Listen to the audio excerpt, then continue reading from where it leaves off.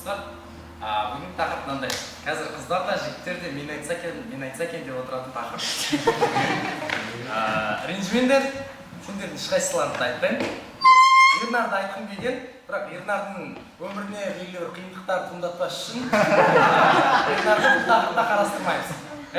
Мачо жігіт деген кім? Мачо болу үшін белгілі бір составляющий нәрселер болады.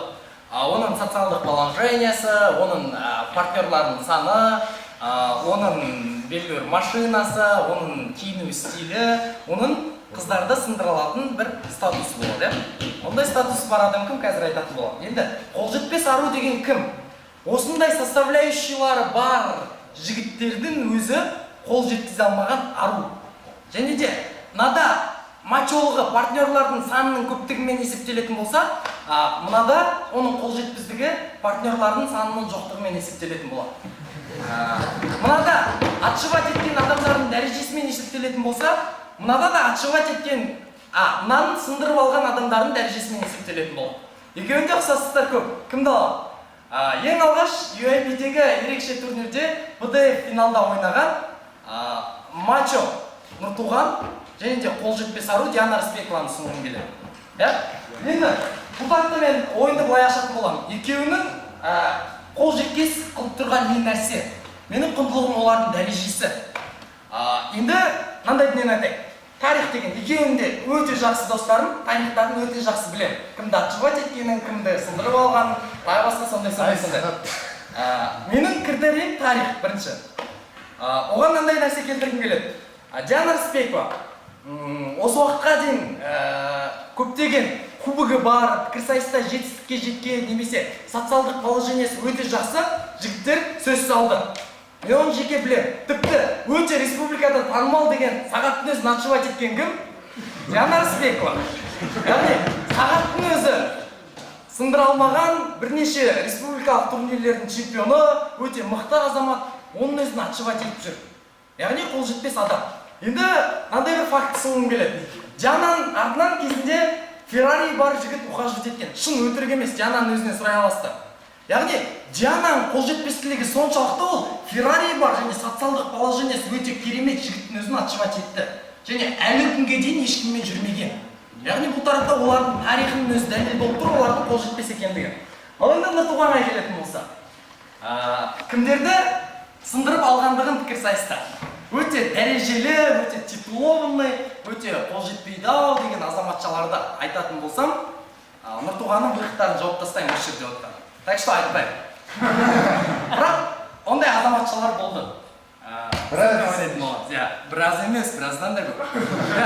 Енді екінші критериям қандай болады? Оларда қол жеткес және мачо қылып тұрған және оларға адамдар ұмтылады постоянно. Олардың жетістіктері. Қандай жетістіктері болды? Олардың дебаттағы жетістіктерін аламыз біз. Дебат ойнап жүргеннен кейін бәріміз ортамыз осы болғаны. Және дебаттан тыс жетістіктерін аламыз. Дебаттан тыс жетістіктеріне келейікші бірінші. Диана Рысбекова грантта оқитын, өте қиын мамандықтарда, Чехияда оқып келген, президенттік стипендияның иегері. Яғни оның жеке өмірде жеткен жетістіктері өте көп. Бірнеше тілді меңгерген. Яғни бұл тарапта адамдар оған қызығады және адамдар оған қол жеткізу үшін оған соответствовать ете алатын жігіттер өте аз. Яғни Чехияда оқып келген, жаңағындай титулованный, немесе көп бірнеше тілді білетін, ондай жігіттер пікірсайыста өте аз. Яғни бұл тарапта Диана сол тараптан да қол жетімсіз болады, өзінің жетістіктеріне байланысты. Нұртуғанның дебаттан тыс жетістіктері қандай? Парламентте болып келген. Қайсың парламентте болдың? Парламентте стажировка өткен жоқсыңдар, достар? Яғни бұл тараптан Нұртуған бәріміздің алдымызда тұр. Және оның парламент деген сөзінің өзіне қыздар белгілі бір тұрғыда қызығады және қыздарға подкатывать еткен кезде ол парламентте болып келген деп сындырып алынады. Себебі ол парламентте болу деген өзі оған статус беріп тұр. Яғни бұл тарапта ол мачо. Енді дебаттағы жетістіктерін айтудың керегі жоқ шығар екеуінің. Алматыдағы ең титулованный қыз, Алматыдағы ең титулованный жігіт. Республикадағы ең титулованный жігіт деп алсам да болады Нұртуған. Рейтингтердің басын бастап тұр, 4 рет қатарынан финалдарда ойнайды. Яғни ол тараптан дебатқа ғашық қыздар міндетті түрде Нұртуғанға ғашық болады. Яғни бұл тараптан ол мачо. Бұл жетістіктеріне байланысты тоқталып кеттік. Жақсы, енді социальный положениесі. екеуінің социальный положениесі. Нұртуғанның социальный положениесі мен жақсы білем, олардың жеке бизнестері бар, саудамен айналысады, және де оны дәлелдейтін нәрсе Нұртуған бір апта бұрын A6 көлігін алды. Audi A6. Audi A6 4-ші курстың студенті. Ойлаңыздаршы, яғни бұл тараптан Нұртуғанның социалдық положениесі біздің бәрімізден жоғары болып тұр. Қазір андай дүниелер айтылуы мүмкін, оның социальный положениесі мачо болуына балады ғой, немесе біздің қыздар ондайға қызықпайды деген. Бірақ ойлаңызшы, Нұртуған сияқты мінезі бар адам бар, мына жақта мен бармын. Екеуміздің мінезіміз бірдей. бірақ анада A6 бар. A6-те отырып страдать еткен жақсы ма, A6-те отырып истерить етіп ұрысқан жақсы ма, немесе автобуста отырып менің жанымда страдать еткен жақсы ма? Яғни более комфортно страдать ету үшін қыздар Нұртуғанды таңдайды.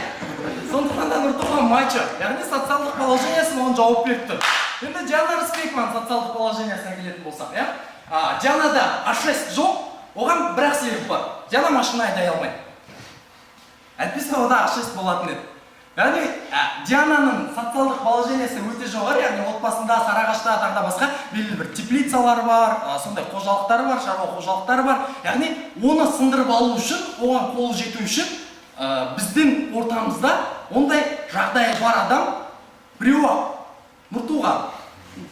Бірақ екеуі бір үлкен парадокс, ең көп қызды сындырған адам менен ең ешкімге қарамаған, ең көп отшивать еткен адам екеуі бір-бірін өкінішке орай жақсы көрмейді. Сондықтан да Диана жалғыз жүр, ал Нұртуған партнерларының саны күннен күнге өсіп жатыр. Яғни бұл тарапта 30 секунд қоссаңыз, бұларға тең келетін мачо менен қол жетпейтін қыз қазақ пікірсайысында жоқ деп ойлаймын. Диананы сындырып алуға тырысып көріңіздер, байлаңыздар, сындырмаңыздар. Нұртуғанның арбауына түсіп қалғаныздар.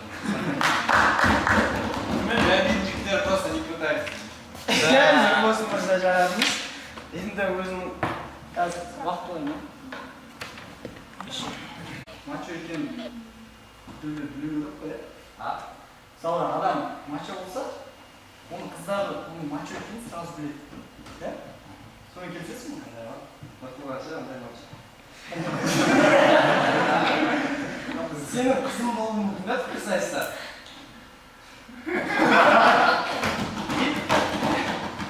Сенің қызыңды сен өзің білмей де қалуы мүмкін Нұртуғанға кетіп қарады. Жақсы келесі. Мынандай да, пікірсайысты сен айтасың. Я келсем танымал жоқ, өлені. Мысалға, ғашықтық сезімі, ол өлені ғой. Адамны ғашық болу үшін составляющий дүниелер болады.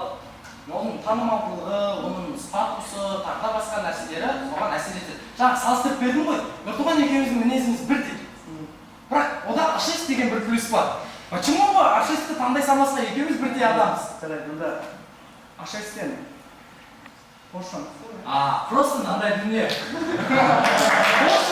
Porsche ол адамның атынан жазылған документпенен ол жасалынған, және ол братаныңкі, ол әкесінікі болмау керек. Әлібек туралы әңгіме кетейін деп жатыр бұл жерде. Әлібектің Поршесі бар, мен оның Поршесіне мінген. Сіздер білмеймін. Сіздер мінгесіздер ме айтпақшы? Мінбегесіздер, мачо емес деген сияқты ғой.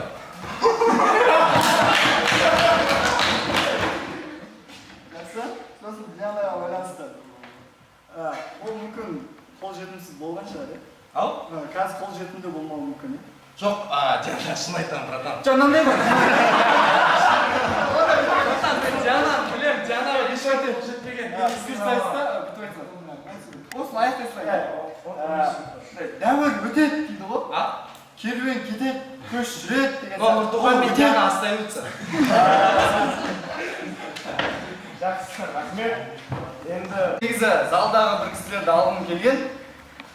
Негізі қара адамның біреуге қара дегені бір түрлі екен. Бір нәрсені туралы айтып. Жақсы. Кеттік достар. Президент мырза не дейді достар? Президент мырза шығады да партнерінің көп болуы, енді жігітке мачоға байланысты. Партнерінің көп болуы, танымал болуы, титулының көп болуы дейді достар. Егер қыздың тарапынан қарайтын болса, егер ол қалай айтсам титулына сеніп жүре беретін болса, ол оған бәрібір қарамайды. Қарапайым түрде былай.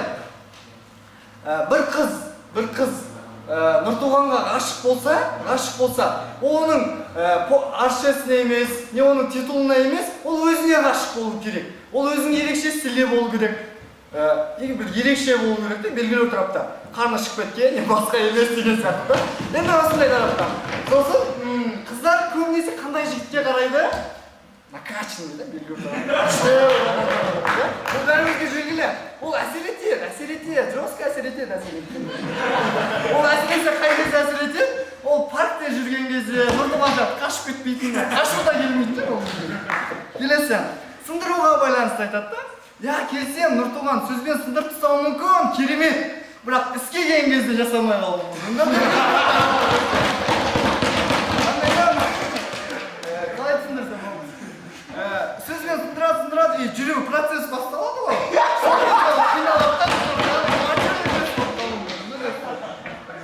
Келесі, Дианаға байланысты айтады да. Диана өте қолжетімсіз, сағатты сындырып тастады. Сағат оған не аламады дейді. Достар, сағат кім ол? Шәлтірем ол? Жігіт ретінде сөз қаратып көретін болса, енді төрден түрі жоқ ол байқысын. Егер шынымен қаратын болса, бір ерекшелік бар, титулы көп, мүмкін. Енді ол да бірақ Нұртуған сияқты титулы olmayды емес. Сондықтан ол Диана оған бәрі оған қарамайды. Келесі, какой-то сағатты кетпей қайтеді. Енді бүйтіп айтсам болады, Нұртуғанда чувать ету мүмкін деп айтсам, мейлі келісетінем. Енді бұл тараптан, бірақ Нұртуған оған да қарамаған. Яғни ол уже қарамағанды деген сөз, уже қолжетімге лайықты емес деген сөз белгілі тараптан. Келесі, құндылығын дәреже дейді да, достар. Оның дәрежесі мықты дейді. Достар, бұл кісі андай да, пікірсайыста тек ойынның дәрежесімен айтады. Оның өмірлік дәрежесі, қызбен жүрудегі дәрежесі, немесе қыздың отношениясында дәрежесін айтпайды. Ал қыздар неге қарайды? Пікірсайыстағы отношениясы емес, өзіне деген отношениясы. Сәйкесінше, Нұртуға деген өзіне деген отношениясы болса, ол қыздарды ауысымайды носки сияқты деген біледі беру тарапта. Яғни нормальный жүретін еді, нормальный мачо болатын еді деген біледі. Яғни ол тараптан дәрежесі өте төмен. Келесі, парламентке барып келді дейді да. Парламентке келген адам қазір турнирді бичевать етіп жүрмейді ғой, жұмыс істеп жүрмейді ғой қазір беру тарапта. Кеше Нұртуған өзінен сұрады, не істейсің десе, өзі білмейді не істеп жүрген. Қарапайым түрде, енді сұрақ, парламентке барып келген адам. Енді ренжіме бауырым, ойын, факт. Бары айтшы ма ертең? Парламентке барып келгем дейді. И чего сен парламентте қазір жоқсың ғой? Егер қалып қалсаң түсінуге болатын еді. Бірақ парламент деген ол уақыт өткен дәуір да, беру тарапта жаңа айтып өткенде. Сосын 4-ші курс дейді да, достар. 4-ші курс кезінде 4-ші курс болады, Porsche, несі болады, Audi A6 болады. Бірақ жұмысы жоқ. Енді мен айтатын болам. Мен енді Диананы белгілі тарапта неге қолжетімсіз, Феррариді тек тастады, ананы тек тастады. Ферраридағы адамның түрін айттым ғой белгілі тарапта. Бұл кім біледі, оның түрі маңызды белгілі тарапта. Түрі басқалса шығады. Енді қыздарға өте маңызды ғой адамның түрі болып тұратын, сәйкесінше. Келесі. Енді комфортқа байланысты келейік, достар. Енді мен өзіммен салыстырамын осы комфортты. Сен Audi A6 olsun. Ya керемет, мықты машина, жақсы келсем. Сосын қасында помпа отыр да, рөлді бұра алмайды, ана қаншық қояды. Келесі енді ол сол не бір орынға дұрыс сыймайсың, сондай белгілі тарапта. Енді қасында Porsche тұр, накачанный жігіт, қол бестің бәрін айтып саған, я видел ерекшелді.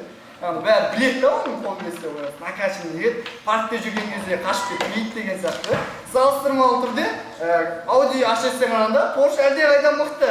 Енді сындыру дәрежесінде егер машинамен салыстыратын болсақ, Porsche мықты. Енді Porsche-дан бөлек өзінің жеке газелі бар.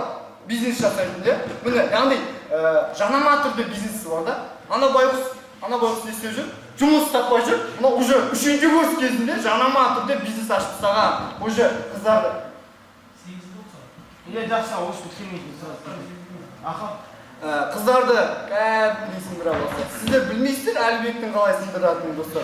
Ол енді стилін білетін жарсыздар, қайда жүрсе де костюм шалбар. Мен сұрадым сол кезде, сен осы костюм шалбар не үшін қайда кие бересің десем, бірақ пікірсайыстағы қыздарды айтсашы дейді. Одан кейін түсінуге болады да, яғни белгілі бір тарапта пікірсайыстағы қыздардың белгілі бір костюм шалбар, стильге өте қызыға. Ол хақтар, да?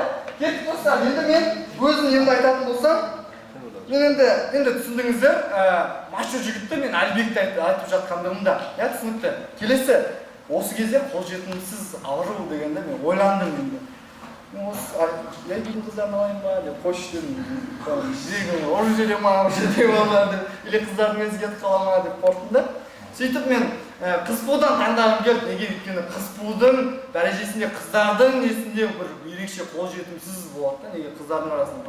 Сөйтіп достар, мен билігі бар, пікірсайыста болса, қолының астында билігі бар, кәдімгідей қыздарды басқарады. Жігіттерді былай қойып қыздарды басқаратын адамды алып жатырмын да. Ол ботагөзді алып жатырмын. Неге ол қолжетімсіз достар? Қарапайым түрде, бірінші қолжетімсіз, енді ол қазір қолжетімсіз, и болашақта қолжетімсіз болады. Диана сияқты болып өткен тарихта емес, болашақта. Неге? Өйткені ол белгілі бір тарапта қазір енді мен сол координатор болмай жатып сөйлесіп жүрдім, нормально сөйлесіп жүрді. Координатор болып не істеді? Мен кетші дедім. Сен кетші дедім. Сен болмайсың деді. Нормально бір жігіт. Нұрсұлтан сөйлесіп жүрді, Нұрсұлтан кетші деді. Яғни белгілі бір тарапта оның билікке деген несі бар. Яғни қолжетімсіздік, яғни белгілі бір тарапта билік арқылы саясат жасайтын кісілерді, яғни белгілі бір тарапта қолжетімсіз адамдар. Ол пікірсайыста болсын, қыз ретінде болсын. Енді қыз рет билік келгеннен кейін адамдар ауысады деген келеді. Келесі, Әлібек енді мен құндылық ретінде көрсеткіш деген алып келіп тұр. Неге достар? Оның көрсеткіш деп алып тұрғанын, оның қолжетімсіз болғаны, немесе оның мачо болғанын, ол өздері анықтамайды, сырт көз анықтайды. Ол қалай? Енді Әлібек не үшін айтып жатқандығымда достар. Әлібек Поршасы бар, стилі бар, накачанный жігіт, белгілі бір тарапта жетістіктері бар. Енді мақтамайын. Енді жетістіктеріне келетін болсақ, мачоға тән жетістікті айтып беремін да. Таразда ол не істеді? Ең керемет сәнді жігіт атауын алды. Яғни қыздарға тән, мачоға тән нені алып жатыр, жетістікке жатқан. Ақтөбеде ең керемет өнерпаз, яғни биді өте қатырады. Енді Таразда мынандай өте қызық бір жайт болды. Бұл айтып жатқан Нұртуғанның өзі, Нұртуғанның өзі белгілі бір тарапта. Таразда кімнен? Әлібектен бидің өнерін үйреніп жатыр. Не үшін үйреніп жатыр деп сұрасам, не дейді дейсің? Қыздарға керек болады, қыздарды өте болмай жатыр дейді да. Енді осының өзі көрсеткіші, что Әлібектің билеу өнері, егер оны видеода көрген болсаңыздар, бимен ақ сындыртса қыздарды, көптеген қыздарды. Сәйкесінше, тек қана пікірсайыста ғана емес, сонымен қатар өмірлік, одан да басқа өмірде де сындыру ықтималы өте жөн. Рахмет. Оларды андай ойына ұтылып қалған, обиженный адамдарға мәдіктағы қайтарып жібереді, иә? Мен өзім үздік стиль деген номинацияға қай жерім үздік стиль? Сол сенің түріңе қарап үздік стиль дейді. Вот, міне Әлібекте сондай қойшы, соны берді дағы довольно жүректі қайтарып жібере салып, болды, мәз ол. Жоқ, үздік стильді не үшін алды? Өйткені сол Таразда болсын, солардың қыздарын сындырып тастаған үшін үздік стиль. Белгілі бір тарапта. Сәйкесінше ол мачо болған. Қыздар берген ғой екен ол. Таразда андай Ақнұр ол кезде турнирде болмады. Тараздағы қыздар басында тұрған адам Ақнұр. Ол кезде турнирде Сағатпенен Арнат болды, Дулат болды. Басында жүрген номинациялар. Сонда Сағат Арнат Дулатты сындырып алып отыр ма? Ақнұр сол кезде Таразда турнирде болған кезде өткен жыл алды. Әлібек өткен жылда. Ақнұр бар кезде, Ақнұр өзінше ол жүрген кезде Әлібекке сынып қалған. Соған берді. Жақсы. Енді мынандай дүние. Біреу выделывается, билейді, качается, там, прессы бар, а біреуде просто қарын бар.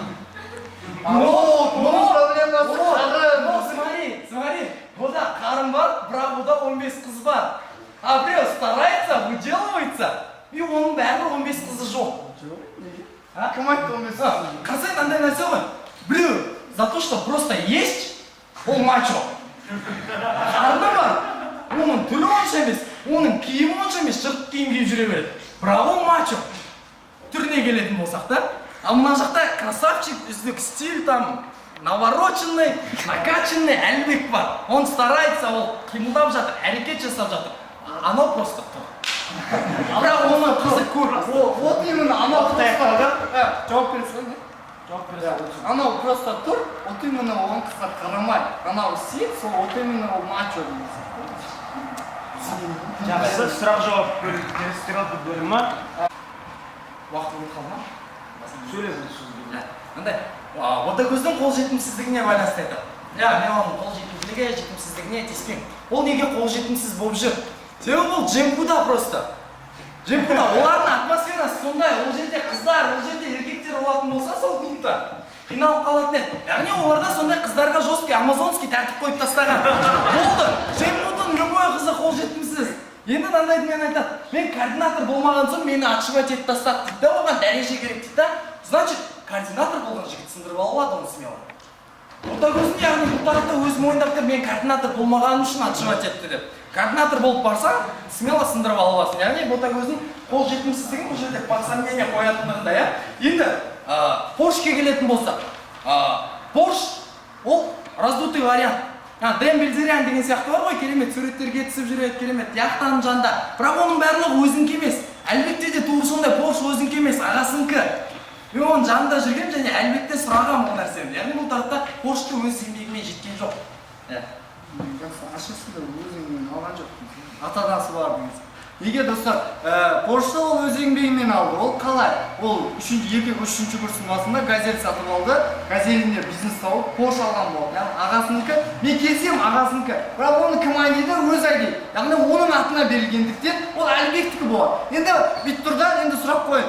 Порштың арқасында қызды сындыру, енді ол Порш оныкі емес деген сөз, бұның сөзінде атпадай. Келесі, андайда бұл кісі айтады, қыздардың арасында жүріп, ол қол жетімсіз анау.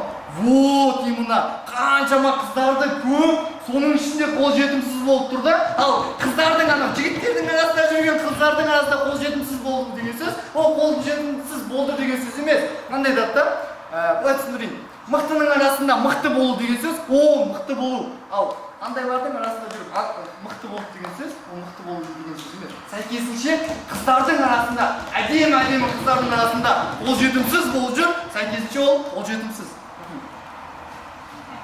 Түсінікті. Енді мынандай дүниеге келеді. Сен газельмен жүріп, Поршке накопить етіпсің, каким-то чудесным образом. Газельмен сауда жасап жүріп, Порштың қанша тұратынын білесіңдер ма? Ол нәрсені айтпай-ақ қойын, армандап кетесіңдер. Просто реально не вариант, газельмен сауда жасап жүріп, Поршқа қол жеткізу. Бұл тарапта ол нәрсе атпадай.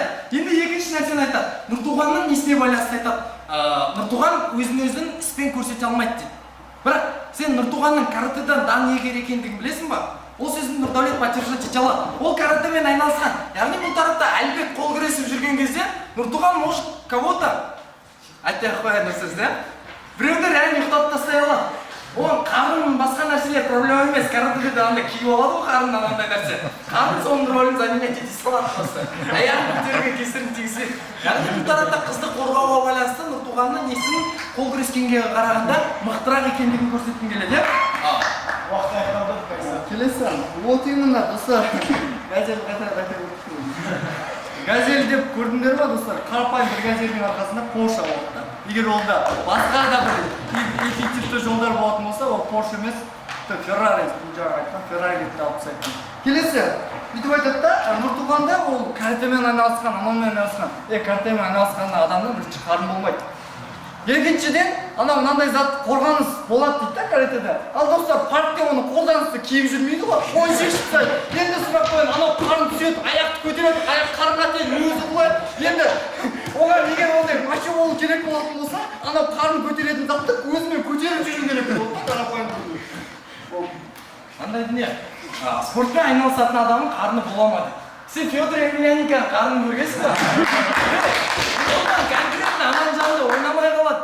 Демек ол қарын ол жерде көрсеткіш емес, сен өзін-өзі қорғау, қызды қорғау, тағы да басқа дүниелерге. Ол нәрсе ойында түсіп қалып тұр. Енді мынандай дүниені айтамын. Сағатқа байланысты. Сағат бұл шәлтірен ғой жүрген дейді. Бірақ сен сағаттың сындырған қыздарын білесің ба Дианаға дейін? Оны да айтпай-ақ қояйын, сағат. Яғни бұл тарапта сен ол нәрсені білмейсің. Енді Диананы айтасың, бүйтеді. Феррариге сынбаған оның бірақ адамның түрін айтты ма? Вот, Диана социальный положение алданбайды, уже бір плюс болып тұр. яғни Ферраримен келіп тұр, яғни ол түрге де алданбайды, ол титулға да алданбайды, және де Феррариге де алданбайды. Яғни бұл тарапта көрсетіп тұр. Ал ботагөз өз айтып беріп тұр, координаторлыққа байланысты алданып қалуы мүмкін билігі бар адам. Яғни және де ботагөзде бір фактор бар. Оның қыздардың ортасында жүруі, ол жігіттермен общение аз болады ода. Түптің түбінде келген кезде просто біреу оған сондай внимание көрсететін болса, жемгөді бітіргеннен кейін ол сынып қалады. Себебі ол универде жүрген кезде жігітпен ондай отношение болған жоқ, общение болған жоқ. Ботагөз айтқанда отношение болған жоқ және болмайды да. Өйткені ол қалай жасау екенін ол білмейді. Сондықтан ол қолжетімсіз болады. Келесі мынандай зат айтады да, сағатқа байланысты. Ол айтпай-ақ қойсаң, вот именно айтпай-ақ қойса, өйткені ол адамдар жоқ деген біледі достар, қарапайым түрде. Егер сағат шынымен мықты болатын болса, ол давно сындырып тастайды. Осындағы қыздарды, өте керемет сұлу қыздар бар ғой, егер кім білетін болса. Яғни қарапайым түрде сағат ондай мачо емес, шынымен. Егер мачо болатын болса, ол давно сол іс-әрекет жасап тастайтын еді. Келесі, ол Надине тастап кетеді. Сосын Дианаға байланысты айтады да, ол дәрежеге қарамайды. Титулға қарамайды, анаға қарамайды. Достар, ол титулға қарамайды, но түрге қарайды. Вот именно. Сен нормальный, бір красавчик жігітті алып бар, ол сынып қалатын еді. Бірақ оған барған жігіттер кім? Сағат. Феррарида бір, оны ешкім көрмеген оның түрінде. Ешкім білмейтін заттар деген айтады да, нормальный түрі бар, красавчик, отыр ғой, нормальный. Олар барып айтса, мүмкін сынып қалатын еді. Олар бармайды. Неге өйткені оларға бұлар, ол Диана қызық емес деген біледі да.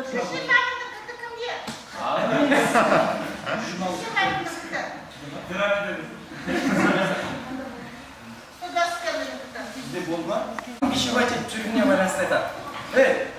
Қандай бишті көрдің, ашышты бар. Қандай бишті көрдің, парламентте стажировка өтіп жүрген. Ол қазір парламентте қалып қойған жоқ, стажировкасымен ол. Стажировка деген өз сондай нәрсе, стажировка өтесің, оқуды бітіресің, одан кейін сені шақырады.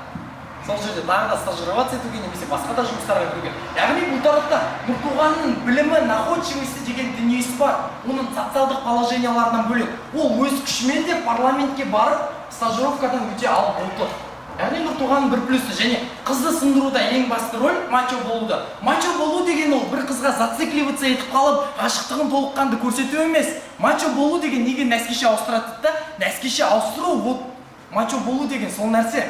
Нұртуған ол нәрсені әдемі жасай алады, және жасап та жүр, себебі бұда находчивость бар, және ол тастап кеткен қыздар Нұртуғанды бәрібір жек көріп кете алмайды. Себебі ол находчивый блин.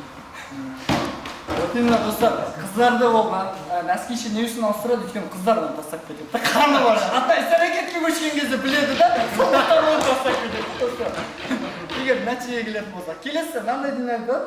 Сосын бизнесі бар, анау парламентте жүрген анау заттарды айтады. Достар, мен сосын сұрадым Нұртуған, не үшін парламентке кетіп қалмайсың, егер шынымен нәтиже мықты болса дейді. Менде онда таныстар жоқ, оны тұқысы связь арқылы болып қалды, случайно дейді. Бұл бір. Екінші, егер мықты болатын болса, ол қазір турнирде ақша табу үшін жүрмейтін, уже бизнесін ашып жүретін еді. Бірақ ол турнирде не істеп жүр? Ақша табу үшін, ақша істеу үшін, яғни эффективті көзі бар, өйткені атағы бар ғой пікірсайыста. Ақшалық ықтималдығы жоқ. Міне сол үшін жүр. Егер де шынымен Әлібек сияқты өзінің жеке жанама бизнестерімен қыздарды сындыру болатын болса, міне сол кезде айтуға болады. Мындай да, сен жұмыс жасамайсың, сонда да бизнес тұра береді да, ал ондай жоқ. Ол обязательно бар еңбек ету керек. Еңбек етіп, тағы бір уақытын құртып, ақша сындырады. Әлібек сияқты тупа жатады да, бір қызға звондайды, болып кетті. Күнде бір қызға звондайды, болып кетті. Өйткені ақша бар деген. Қандай нәрсе бар? Нұртуған совмещает приятное с полезным. Шыны керек, пікірсайыста жүр, и пікірсайыста құр жүрген жоқ, кубоктар алып жатыр, ол ақша үшін ғана жүрген жоқ, қалқанға барып картина да алып кеткен. Яғни, сондай картина қоятын турнирге ол ақша үшін ғана баратын болса, бармайтын еді. И приятное деген нәрсе бар. Приятное деген нәрсе ол жаңа қыздар. Яғни екеуін бірге алып жүре алады. Бірақ Әлібек тек қана приятныймен жүрген сияқты. Полезный болып жатқан жоқ, одан пока еш нәрсе. Яғни бұл жерде Нұртуғанның бәрі де мачолық қабілеттерін. Андығы пікірсайысқа ғашық қыздар бар, пікірсайысқа ғашық емес қыздар бар. Және Әлібекке пікірсайысқа ғашық емес қыздар ғашық болады. Нұртуғанға пікірсайысқа ғашықтары да ғашық болады, оның кубоктарын көріп. Пікірсайысқа ғашық еместері де ғашық болады, ақшасын көріп. Яғни Нұртуғанда двойной бонус бар. Бұл тараптан Нұртуған бәрі мачо авторитетін сақтап қалып тұр. Енді соблазн деген нәрсе. Диана менен кімді алайын? Ботагөзді 10 секунд қоссаңыз. Мынандай, Диана жігіттердің ортасында жүр. жалғыздықта қаншама жігіт бар. Ол соблазнның ортасында жүр, бірақтан Диана бәрібір берілген жоқ ол нәрсеге. Ал ботагөзде соблазн деген нәрсе жоқ. Себебі оның жанында Аида, Ардақ, Бағила. Уақыт аяқталды. Шәкірт соңғы сөз 1 минут. Приятный деген заттар айтып тұр. Вот именно қыздарға приятный заттар ұнайды. Мачо болу үшін. Приятный дегенде жағымды заттар ғой. Ана Нұртуғанда болуы мүмкін да жағымсыз заттар. Май дегендей белгілі бір тарапта, басқа да дегендей Ауdiмен салыстырғанда Porsche дегендей да достар. Яғни осы жағынан приятный болуы мүмкін да. Қыздарға мынандай айтады да, егер оның пікірсайыстағы плюсы бар, анау дейді. Қыздар отношения жасағанда оның пікірсайыстағы отношениясы емес, онымен қарағанда отношения жасайды ғой белгілі бір тарапта. Егер отношениеге келетін болсақ та, сәйкесінше ол отношенияны ол пікірсайыста жасайды. Ал шын өмірде ол приятный жасалмайды. Сондықтан ол тастап кетеді. Сосын дейді айтады, Диана қолындай, гармондай, қол жетімді, яғни ұлдардың арасында жүр дейді да, достар. Мысалы, жаңа айтып кеттім ғой, бәсекелестің арасында жүрген жоқ. Қарапайым түрде ұлдар қол жетімді заттардың арасында жүр. Ал қыздардың арасында конкуренция болып жатыр ана жақта. Жоқ, мен айтады сенің Аидаңа, кетейін, мен кезегім келді деген сияқты. Ана Бағила кетейін, мен кезегім келді, яғни сондай конкуренция болады, бәсеке болады. Бәсеке кезде, бәсеке бар кезде қол жетімсіздік, құндылық деген сондай. Рахмет. Сөз президент 1 минут. Значит, ботагөз просто Аидалардың, Ардақтардың конкуренциясына шыдай алмай жүр. Оны қол жетімсіз қылып тұрған Ардақ пенен Аида ғана. Яғни бұл тарапта ол нәрсені ойында керемет логика ретінде ойнатудың қажеті жоқ. Енді мен мына нәрсені ұсынамын. Нұртуғанның қарны дейді. Нұртуған сол қарнымен-ақ дофига тірлікті істеп тастап отыр. Қыздар оның түріне қарамай кетіп жатыр да ғашық болған соншалық. Оның жаңағы ашесіне, оның титулдарына, оның ақылына ғашық болған. Ол жаңағы қарнын, тағы басқа киімдерін, барлық нәрсесін жауып кетіп жатыр. Оның ақылдылығы тағы басқа қасиеттері. Әлбек мен айтып жатырмын, ол әрекет жасап жатыр, ол жүгіріп жатыр, ол істеп жатыр деп. Бірақ бәрібір Нұртуғанға жеткен жоқ мачолығы. Яғни бұл тарапта оған Нұртуғанға енді жизнь обделила красотой дейді ғой. Соған қарамастан Нұртуған бәрібір де қыздарды сындырып жатыр почему-то. Демек ол истинный мачо. Ол толғалы мачо. Әлбекке просто өмір мүмкіндік беріп қойған, түр беріп қойған оған. Болды, ода плюс бар, бонус бар, сондықтан да мачо болып жүр. Ал Әлбекте түр болмаған кезде, Әлбек сол нәрселерді істей алатын бе? Уақыт аяқталды. Енді сараптама бөлім, дайындық уақытлас па сөзі? Оны кетіп 5 минут іске сәт. Жақсы достар, маңдай дүние. Әлбекте түр бар, оның плюсы дейді. Вот именно плюсы сол. Нұртуған сияқты пікірсайыста көптеп еңбек кубок алудың қажеттігі жоқ. Өйткені онда түр бар. Қарын шығарудың, каратеге қатысудың, ашесті алудың қажеттігі жоқ. Неге өйткені онда накачанный қолдар бар, қорғауға мүмкіндігі бар. Яғни қарапайым түрде осылай, егер шынымен нәтижеге келетін болсақ, іске көшетін болсақ, сәйкесінше ол іс-әрекетте қыздармен жақсы отношения ұстау мүмкіндігі бар. Енді ботагөзге келейік достар. Ботагөзді бұл Дианамен салыстырғысы келеді. Диана үшін өтіп кетті оның дәуірі. Енді қартайды деймін ба, не айтамын? Белгілі тарапта осындай. Оны сен қол жетімді қыла алмайсың. А ботагөз свежак. Олар свежий яғни. Яғни свежий келген, яғни белгілі енді ренжімеңіздер өйтіп айтатқан ойым ғой. Жаңадан келді деп жатқаным ғой. Жаңадан келген. Яғни оның барлығы оған қарайды, барлығы қызығады. Міне осы тараптан оны айтқым келген. Яғни осы тараптан сонымен болса, онда ботагөзде оның несі қолында не бар? Диана сияқты андай билігі жоқ емес, қыздарды басқаратын билігі бар. Егер сен пікірсайыстың титулын немесе пікірсайысты алатын болсаң, сәйкесінше онда билік болу арқылы қыздар жігіттерді кетей былай жасай береді. Міне мен осыны айтып жатырмын. Яғни оның билігінің арқасында оның титулы анау заттары ойнамай қалады. Келесі, бұның несі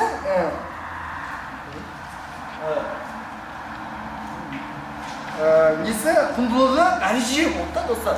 Бұл дәрежесі пікірсайыстағы дәрежені ғана айтып береді, және танышып кеткен айта береді. Сосын машинасының дәрежесін айтып береді достар.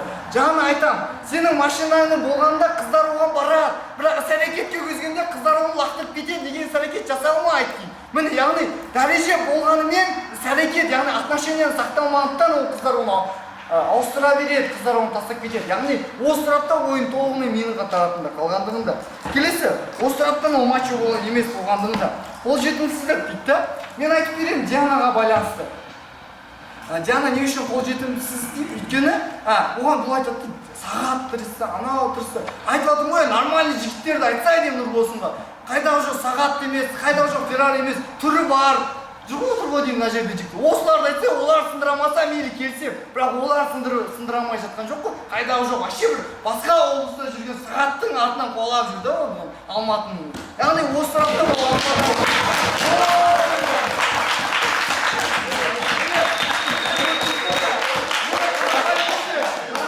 көрдіңіздер ма? Ботагөздің дәрежесі қандай? Осы отырған адамдардың қол шапаларын атып жүрді. Міне, сәйкесінше ол шапалар Аида ханым кірді, бірақ ешкім ұрмайды. Міне, енді келесі. Енді қараңыздар.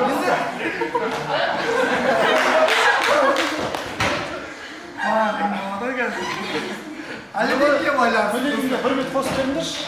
Әлібекке байланысты. Достар, Кішке уақыт тоқтатып, кішке бәрі отырып алсын. Сен ойын жинақтап алып. міне, ешкім ұрмайды. Айтып жатқан осынау Төре. Төре. жақсы Іске сәт кеттік давай. Давай ботан көзінше тағы бір-екі мақтан кеттік. енді ботагөз айтсам енді өзі келді, ұят болады. Мақтап жатырсың. Келесі Әлібекке байланысты достар. Енді салыстырайық. Porsche мен Audi A6-ті бизнеспен қайдағы жоқ парламентте. Ол парламентте бар ма жоқ па? Сәйкесінше жеке бизнес бар. Өзі айтқан ақша бар, барлығы бар, Porsche бар, онымен қоса газелі бар. Сәйкесінше егер андай социалдық дәрежесіне келетін болса, Әлібектің әлде қайда мықты. Сен айтқан қыздар қызығатын болса. Енді қыздар компоп балаларға былай өз-өзін қорғай алмайтын балалар қызықпайды, ол факт қой қарапайым түрде. Ол қандай жігіттерге қызығады? Накачанный. Енді оның бір көрсеткіші ретінде Әлібек қол күрестен жетті ғой. Сол кезде барлық қыздар ұрды ғой. Ұлдар ұрған жоқ, қыздар ұрды. Оның өзінің көрсеткіші екендігінде. Келесі, кәдімгі сол кезде Нұртуған таппай қалды. Мықты каратеге қатысады, Нұртуған жоқ, қайта оқырады. Келесі, сосын енді приятный заттарға, қыздарға байланысты заттарды айтады да, достар. Қыздар қыздарға байланысты айтатын болса, Ботагөз өте қол жетімді, яғни бір бәсекелі, бір мықты қыздардың бәсекелесінің арасында ол қол жетімсіз болып тұр. Қайдағы жоқ, бәсекеге түспейтін қыздардың арасында емес, өзіңе тән, яғни сұлулықтардың ортасында сұлу болып жүр деймін да, қол жетімсіз бол. Міне, яғни оған ойда қарсылық келмейді. Яғни ол бір тарапта қол жетімсіз, өте мықты арудың көрсеткіші болып тұрғанда. Көрсеткіші, яғни менің құндылығым ойнап жатыр. Керемет. Келесі. Сосын стильге байланысты айтамын да. Қыздар, осы сөзімді соңғы аяқтайсың ғой, стильге байланысты. Ботагөздің де, Әлібектің де всегда Нұртуған сияқты емес, Диана сияқты емес, бір күні футболка, бір күні шорты, бір күні анау емес, өзіне тән белгілі бір стилі бар. Өте керемет киінеді, соның арқасында любой қызды, любой уақытта және іс-әрекетпен де дәлдеп сындыра алады. Нұртуған сияқты іс-әрекетке келген кезде оны қыздар лақтырып кетпейді, немесе масқарып кетпейді, қорғай алмайды емес, оны как положено сындырып, өзіне тастап кетеді керек емес болған жағдайда. Міне осы жағдай. Сондықтан да өте мачо жігіттің бірі Әлібек мачо. Екінші өте керемет ару, ол Ботагөз. Рахмет. Ботагөз шықпайсың бола ма? Достар, мынандай нәрсе айтады да, Әлібек конкурстен жеңіп жүрген кезде Нұртуған қайда болды дейді. Вот именно, Нұртуған уже действует. Он там кино. Әлібек қол күресіп жүр мына жақта. Нұртуған уже кинода жүр, кіммен жүргенін айтпаймын бірақ. Реально, Әлібекке көп нәрсе керек просто. Ол қол күресу керек, ол сол жерге 17 адамды сындыру керек, қызды сындыру үшін. Сөйтіп барып ол қыздың шапаларын алады. Енді қыздар шапалақ ұрды дейді, қол күрестен жеңген еркектер шапалақ ұрды. Не қылмайды ғой, как мило дейді ғой. Яғни Нұртуғанға қол күресудің де қажеті жоқ. Бұл тарапта бәрібір плюс мачолық Нұртуғанда қалатындығында, иә. Енді Ботагөзге келетін болса, мен айтып жатырмын, Ботагөзге мүмкіндік бермейтін Аида мен Ардақ бар дейді. Яғни мүмкіндік бермейді жігіттермен араласуға. Бұл тарапта біздің клубта Диана мен Аиданың өзінің Аида мен Ардақ жоқ. Яғни Дианада бүкіл мүмкіндік бар жігітпен араласуға, бірақ ол жігітпен араласпайды, жігітпен жүрмейді. Яғни бұл тарапта бәрібір де мүмкіндік жағынан Диананың бұл жерде орын алып кететіндігінде, иә? Все, ботагөзді осыдан бастап ойыннан алып тастаймыз. Кеттік. Нұртуғанға келетін болсақ, бизнес пен парламент дейді. Қандай дүние? Сенің әке-шешеңнің бизнесі болуы, әке-шешеңнің Поршенің болуы сенің потенциалыңды көрсетпейді. Ал сенің өзіңнің парламентке өз күшімен барған, Индияға барып келген Нұртуған сияқты, оқуменен, военный кафедрамен. Яғни сенің потенциалыңды көрсетеді. Бұл тараптан какой-то парламентте де сен ертең сол парламентте отырған адамы ғой сенің бизнесіне ақша беріп беретін, сен откат бересің ертең сол адамға. Яғни бұл тараптан Нұртуғанның жетістіктері потенциалы по-любому әлбеттен мықты екендігінде, иә? Поршеге байланысты, ашылыске байланысты. Енді қандай дүние айттым? Өзін-өзі қорғауға байланысты. Желі Нұртуған өзінің қызды қорғай алады дедім. Яғни оның каратедағы дандарын, тағы басқа дүниелерін, қарнының өзімен-ақ сондай тірлік істей алады деген дүниені айттым. Яғни бұл тарапта Нұртуғанның ол нәрсесі, точкасы ойында қалып қоятындығында, иә? Отшивать етуге байланысты. Диана төр деген нәрсеге байланысты айтты да, 15 жігіттерді отшивать етті, тағы да басқа. Мен просто мына жерде отқан красавчик жігіттердің бетін ашпай-ақ қояйын деп жатырмын. Диананың артынан жүгірген. Реально просто сағат қана айту вариант болды бұл жерде. Мыналарды айтсам ертең мыналарға қиын болып қалады. Түсінші, мыналарды ойлап жатыр. Менде сондай қысып тұрған фактор бар. Мен Ернарды ойладым, мен мыналарды ойладым. Осындай дүние. Яғни ол тарапта мен Диананы көрсеткім келді, адамның социалдық положениясына, яғни Феррариіне, тағы басқа дүниелеріне, немесе сағаттық сияқты кубоктарына түрінше емес болса да, алданбайтындығында. Енді сағаттың сындырған қыздарына келетін болсақ, ол сағаттың секреті болып қала берсін. Ол нәрсені ашпай-ақ қояйық. Жақсы, ол дүниелер ойында қалды. Енді жалпы социальный положенияларына байланысты мен көрсетіп бердім. Нұртуғанның, Диананың, тағы басқа бизнесінің, шетелде оқып келгенін, және ол нәрселермен мен не көрсеттім? Бірнеше тіл білетінін, шетелде барып оқып келгендігін, немесе жаңағыдай стажировка барып келгендігін, ол адамның потенциалын көрсететіндігінде. Яғни адамдар түр тағы да басқа факторлардың өзінің барлығын исключать етіп тастағанда, ашистің Поршесін алып қойған кезде, оларда потенциал деген дүние бәрібір қалатындығында, және находчивость деген дүниені айтқан болатын Нұртуғанға. Яғни оның находчивості оның қарнын жоқ қылып жіберіп отыр. Немесе ол қызды сол находчивостьтің арқасында мына қарын деген өзі домалақ бір пресс деп алдай алады да, яғни жұрттың прессы көбейіп болса, менікі андай не шарик деген сияқты ше. Яғни ол сол қарнының өзімен сындырып тастап отыр. Значит, плюс Нұртуғанда, әлбет ар жақта пусть качается. Түптің түбінде андай не бар ғой? ВК-да суреттер бар ғой? Как ваши дела, пацаны, в качалке дегенше, андай дриш бала қыздарды құшақтап тұрады да. Яғни, бұл жерде сенің качалкаға барғанын, тағы да басқа дүниелерін, соның барлығын істеп жүріп, мачо болуын ол заңдылық. Ал сенің қарныңмен мачо болуын, ол заңдылықтардың барлығын сындырады. Ол қыздардың барлығын сындырады. Яғни бұл тарапта Нұртуған сөзсіз бәрібір де мачо және Нұртуғанның қармағына түспеңіздер.